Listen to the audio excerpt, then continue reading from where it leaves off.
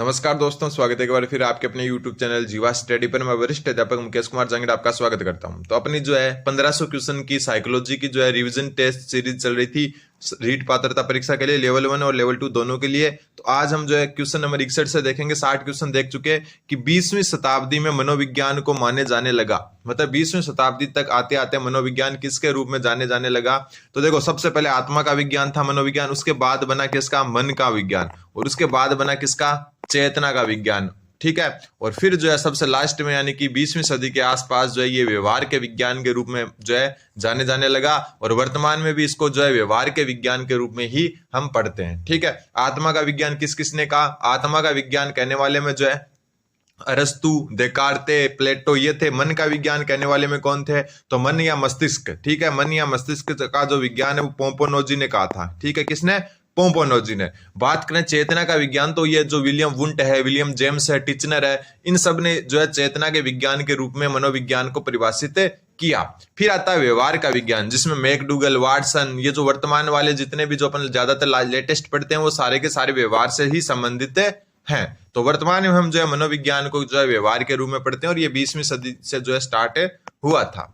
अगला क्वेश्चन है विकास का अर्थ है। तो विकास का अर्थ क्या है, सबसे उपयुक्त जो है विकल्प है वो चुनना है आपको।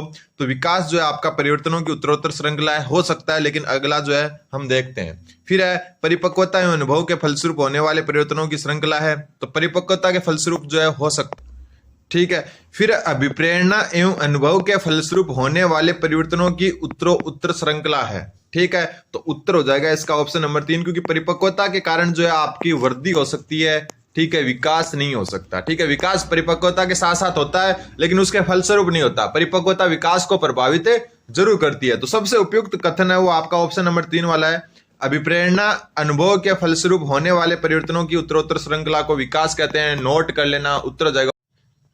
अगले क्वेश्चन पर जाने से पहले हम बात करते हैं इंडिया के जाने माने टेस्ट प्लेटफॉर्म टेस्ट बुक की, जिस पर 30 और 31 जनवरी को जो है जनवरी विजडम जो है सेल लग रही है, जिसमें yearly test book pass pro है वो आपका 699 की जगह 399 रुपए में मिलेगा। और अगर आप कोड जीवा यूज करते हो तो एक्स्ट्रा जो है आपको 12% ऑफ मिलकर ये पूरा का पूरा 1 साल के लिए पास मिलेगा आपको 351 रुपए में। डिस्क्रिप्शन में लिंक दिया है, आप जाकर बाय कर सकते हो। और जो है इसमें आपके पूरे जो है इंडिया के 80,000 से ज्यादा मॉक टेस्ट शामिल है, जिसमें 40,000 एग्जाम को कवर किया गया है। और राजस्थान की रीट पात्रता, रीट मुख्य परीक्षा, सेकंड ग्रेड पेपर 1, ठीक है, और फर्स्ट ग्रेड पेपर 1, चतुर्थ श्रेणी, वीडियो पटवारी, बैंक, एसएससी, सारे के सारे मॉक टेस्ट आपको जो है एक ही प्लेटफॉर्म पर मात्र 351 रुपए में पूरे साल भर के लिए मिलते हैं। तो डिस्क्रिप्शन में लिंक दिया गया है, जाकर आप डाउनलोड कर सकते हो। जनवरी विजडम सेल जो आपके 30 और 31 जनवरी को प्रभावी रहेगी। धन्यवाद। ऑप्शन नंबर, फिर अगला क्वेश्चन है आपका कि मनोविज्ञान को दर्शन शास्त्र से अलग विज्ञान का दर्जा दिलाया, किसने दिलाया। तो देखो, मनोविज्ञान को दर्शन शास्त्र से अलग दर्जा किसने दिलाया। तो आपको पता है जो स्टार्टिंग में जो है मनोविज्ञान को दर्शन शास्त्र से जोड़कर ही पढ़ा जाता था। ठीक है, दर्शन शास्त्र के साथ साथ जो है पढ़ा जाता था, क्योंकि मनोविज्ञान की जो उत्पत्ति है वो दर्शन शास्त्र से ही हुई है।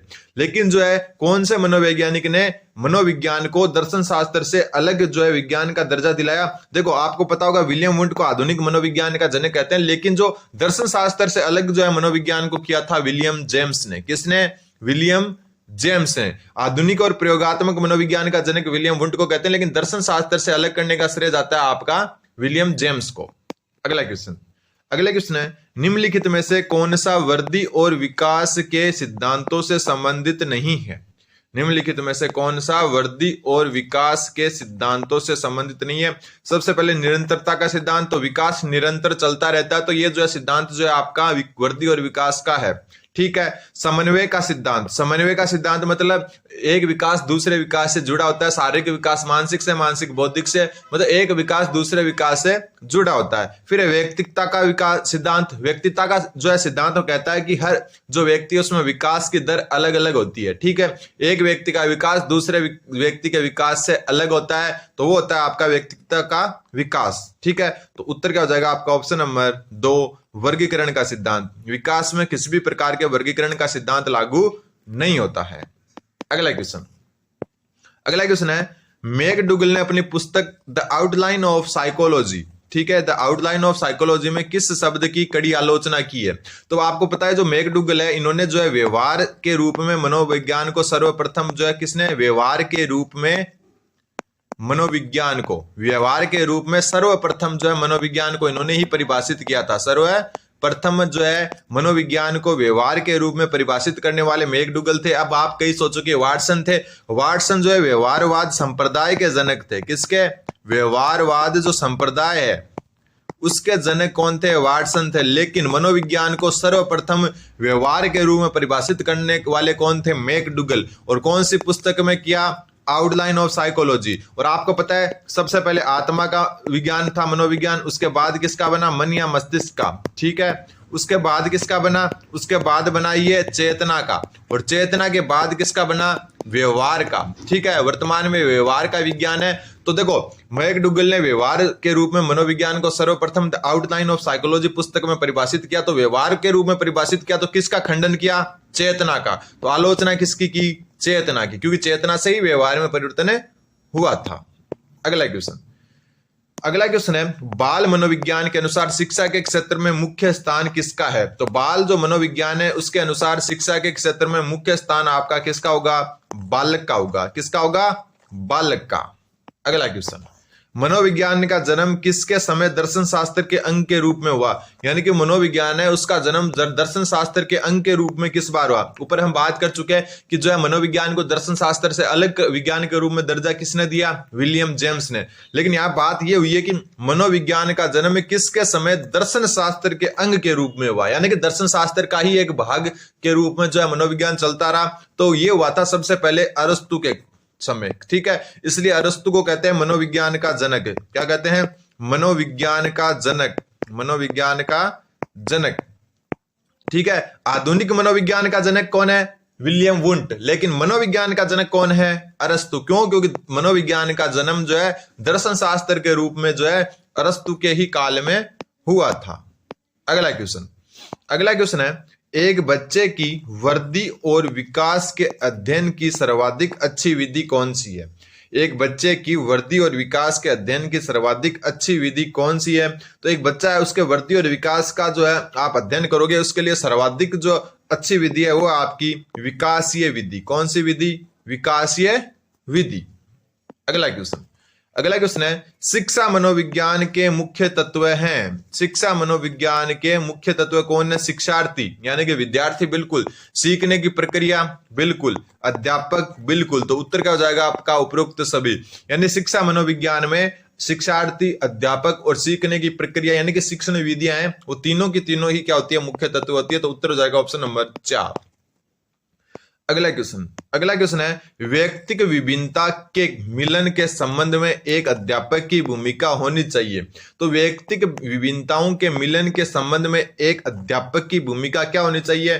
तो देखो ऑप्शन आपके सामने है कि जो है व्यक्ति के दृष्टिकोण, अभिरुचि और योग्यताओं को जानने का प्रयास, बिल्कुल। एक व्यक्तिक भिन्नता यानी कि हर विद्यार्थी एक विद्यार्थी से अलग होता है, हर व्यक्ति एक विद्यार्थी से अलग होता है। इसलिए अध्यापक को क्या करना चाहिए? जो व्यक्ति या जो मतलब हम बालक होता है उसके दृष्टिकोण, अभिरुचि और योग्यताओं को जानने का प्रयास करना चाहिए, बिल्कुल। व्यक्ति आधारित पाठ्यक्रमों को उनकी आवश्यकताओं के अनुसार जो है जानने की कोशिश करनी चाहिए कि अनुसार है। ठीक है, तो ये भी सही है। तो उत्तर क्या हो जाएगा आपका? एक व बी दोनों। ठीक है, कोई भी व्यक्ति की भिन्नता है उसमें जो है व्यक्ति के दृष्टिकोण, अभिरुचि और योग्यताओं को जानने का प्रयास और व्यक्ति आधारित जो पाठ्यक्रम है उनकी आवश्यकताओं के अनुसार जानने की कोशिश की जानी चाहिए। तो उत्तर क्या हो जाएगा? Option number 3। अगला क्वेश्चन है आपका सर्वप्रथम मनोविज्ञान को किस विषय के अध्ययनकर्ताओं के रूप में स्वीकार किया गया? ठीक है, सर्वप्रथम मनोविज्ञान को किस विषय के अध्ययनकर्ताओं के रूप में स्वीकार किया गया? तो इसका जो ऑप्शन मैं दिखा देता हूं। तो सर्वप्रथम आपको पता ही है आत्मा के विज्ञान के रूप में जो है क्या किया गया? मनोविज्ञान का अध्ययन किया गया। आत्मा के बाद में मन के बाद मस्तिष्क, चेतना के बाद में व्यवहार। अगला क्वेश्चन है निम्न में से कौन सा मूल्यांकन के त्रिकोण का भाग नहीं है? मूल्यांकन त्रिकोण बेंजामिन ब्लूम ने दिया था। किसने? Benjamin Bloom. ठीक है, बेंजामिन ब्लूम ने जो है मूल्यांकन त्रिकोण दिया था, इसमें इन्होंने 3 भाग बताए। कौन कौन से? एक तो जो है शैक्षिक उद्देश्य, ठीक है, एक अधिगम अनुभव, ठीक है, एक मूल्यांकन। ये 3 बात बताए। कौन सा नहीं बताया? शिक्षण अनुभव नहीं है, ठीक है, अधिगम अनुभव है लेकिन शिक्षण अनुभव जो है इसमें शामिल नहीं है, तो उत्तर हो जाएगा आपका ऑप्शन नंबर 3। अगला क्वेश्चन है, निम्न में से कौन सी समस्या शिक्षा मनोविज्ञान के क्षेत्र में आती है? तो शिक्षा मनोविज्ञान के क्षेत्र में कौन सी समस्या जो है आती है वो बताना है। शिक्षकों की अनुपस्थिति, ठीक है, विद्यालय में बच्चों का कम नामांकन, शिक्षा का गिरता स्तर और शैक्षणिक पिछड़ापन। तो देखो ये क्वेश्चन थोड़ा सा अच्छा क्वेश्चन लगा मेरे को कि निम्न में से कौन सी समस्या शिक्षा मनोविज्ञान के क्षेत्र में आती है। ठीक है, शिक्षा मनोविज्ञान की बात हो रही है, शिक्षा की बात नहीं हो रही। ऐसा नहीं कि शिक्षा के क्षेत्र में क्या आती है, शिक्षकों की अनुपस्थिति से शिक्षा मनोविज्ञान प्रभावित नहीं होता, बच्चों के कम नामांकन से भी नहीं होता, शिक्षा का गिरता स्तर जो है इससे जो है शिक्षा मनोविज्ञान की बात हो रही है, शिक्षा की बात नहीं हो रही। तो शैक्षणिक पिछड़ापन जो है शिक्षा मनोविज्ञान के क्षेत्र में आता है। ध्यान रखना, पिछड़ेपन को कैसे दूर करें, कैसे जो है और जो है हम संवर्धन कर सकें। अगला क्वेश्चन, थार्नडाइक के व्यक्तित्व के वर्गीकरण का आधार है। जो थार्नडाइक है उनके व्यक्तित्व वर्गीकरण का आधार आपसे पूछा है, तो ध्यान रखना शारीरिक गठन, और ये तो किसके थे, शेल्डन और क्रेसमर के। किसके? शेल्डन और क्रेसमर। शेल्डन व क्रेसमर ने जो शारीरिक गठन के आधार पर व्यक्तित्व का वर्गीकरण दिया, और जो थार्नडाइक है उन्होंने व्यक्तित्व का वर्गीकरण चिंतन और कल्पना के आधार पर दिया। अच्छा क्वेश्चन है, मेरे हिसाब से एक इंपॉर्टेंट क्वेश्चन बनता है क्योंकि ये क्वेश्चन जो है थोड़ा सा अलग है। ठीक है, तो थार्नडाइक के व्यक्तित्व वर्गीकरण का आधार चिंतन और कल्पना थी, ध्यान रखना।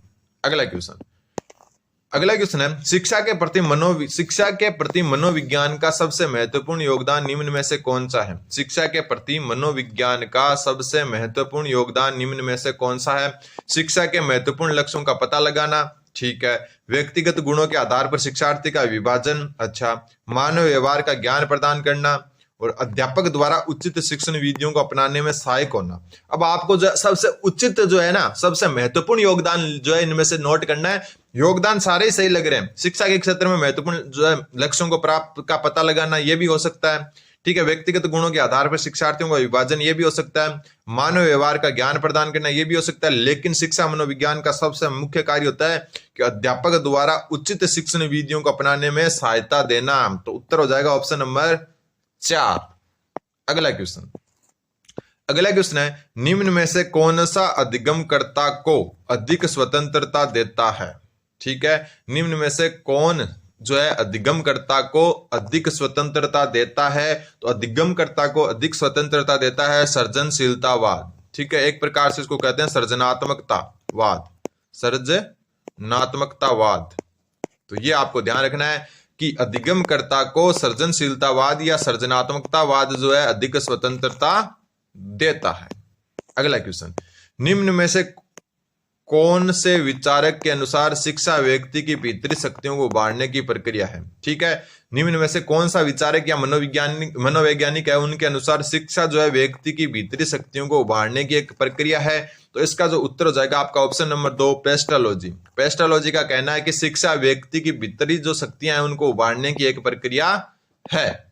अगला क्वेश्चन है, जब शिशु अपनी आंख, कान और हाथ के संबंध में सोचते हैं तो ये निम्नलिखित में से कौन से स्तर में शामिल होता है? ये बहुत अच्छा क्वेश्चन है। शिशु अपने आंख, कान और हाथ के संबंध में सोचते हैं तो ये निम्नलिखित में से कौन से स्तर में शामिल है? तो देखो, आंख, कान और हाथ ये जो है सारे के सारे होते हैं संवेदी गामक अवस्था के। कौन सी के? संवेदी गामक अवस्था के। ठीक है, और ये आपको पता है जीन पियाजे के संज्ञानात्मक सिद्धांत से संबंधित है। जीन पियाजे के संज्ञानात्मक विकास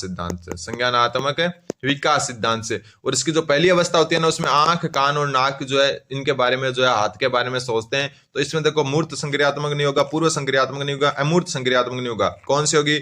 इंद्रिय जनित स्तर, जिसको कहते हैं संवेदी गामक स्तर। तो उत्तर क्या हो जाएगा? इसका दूसरा नाम है, ये ध्यान रखना, उत्तर हो जाएगा ऑप्शन नंबर 3। अगला क्वेश्चन है, निम्न में से कौन सा कथन शिक्षा मनोविज्ञान के अर्थ को सबसे अधिक ढंग से प्रस्तुत करता है? देखो ऑप्शन दिखा देता हूं, मतलब कुल मिलाकर जो है ये ऑप्शन है, इनमें से शिक्षा मनोविज्ञान का सबसे उचित परिभाषा कौन सी है वो बताना है। ये व्यक्ति के मन के अध्ययन का विज्ञान है, बिल्कुल नहीं। ये व्यक्ति के अनुभवों का विज्ञान है, बिल्कुल नहीं। इनका संबंध, केवल शब्द तो आना ही नहीं चाहिए साइकोलॉजी में, तो ये वैसे ही गलत हो गया। तो शिक्षा मनोविज्ञान को सबसे जो है अच्छे तरीके से परिभाषित करता है कि ये शिक्षा को मनोवैज्ञानिक आधार प्रदान करता है। शिक्षा को मनोवैज्ञानिक आधार प्रदान करता है कौन? शिक्षा मनोविज्ञान। और आज का लास्ट क्वेश्चन कि निम्नलिखित में जो सिद्धांतकार है या मनोवैज्ञानिक है उनमें से किसका मत है कि बच्चे अपनी वृद्धि और विकास हेतु कठोर अध्ययन करते हैं? ये भी अच्छा क्वेश्चन है। निम्न में से किस मनोवैज्ञानिक के अनुसार बच्चे अपनी वृद्धि व विकास हेतु कठोर अध्ययन करते हैं? उत्तर हो जाएगा इसका अब्राहम मैस्लो। ठीक है, अब्राहम मैस्लो का कहना है कि बच्चे अपनी वृद्धि और विकास हेतु क्या करते हैं? कठोर अध्ययन करते हैं। आज थोड़े सी टाइम की शॉर्टेज होने के कारण 20 ही क्वेश्चन जो है हम करवा पाएंगे, बाकी जो है शाम को जो है क्लास वापस आ जाएगी। धन्यवाद, बने रहें जीवा स्टडी के साथ, सब्सक्राइब जरूर करें और डिस्क्रिप्शन में जो है टेलीग्राम ग्रुप का लिंक है, जाकर जुड़ सकते हो स्टडी मटेरियल के लिए। धन्यवाद।